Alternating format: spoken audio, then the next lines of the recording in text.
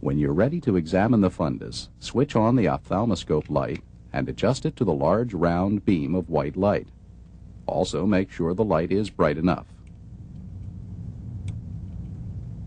Set the ophthalmoscope to 0 diopters.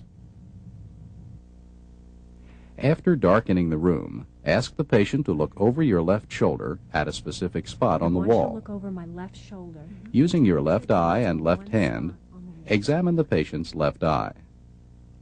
From 15 inches away and 15 degrees lateral to the patient's line of vision, shine the light beam on the pupil. Locate the red reflex, which should appear as an orange glow in the pupil. Note any opacities that interrupt the red reflex.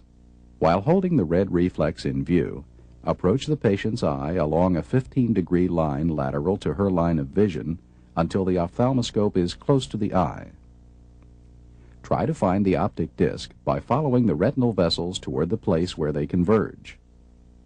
Now bring the optic disc into sharp focus by adjusting the ophthalmoscope lens.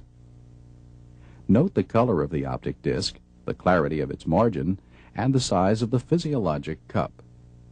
Normally, the disc is yellowish-orange to creamy pink and round or oval with well-demarcated margins. It may be surrounded by white or pigmented rings or crescents. The optic cup to disc ratio is usually less than 1:2. Moving your head and instrument as a unit, inspect the retinal vessels and adjacent retina by following the vessels from the disc to the periphery in 4 directions. Note the relative size and color of the smaller, lighter arteries and the larger, darker veins.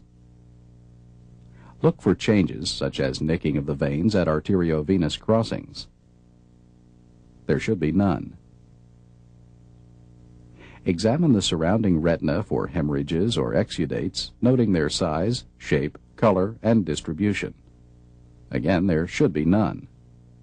Finally, examine the fovea and surrounding macula by directing your light beam laterally or asking the patient to look directly into the light.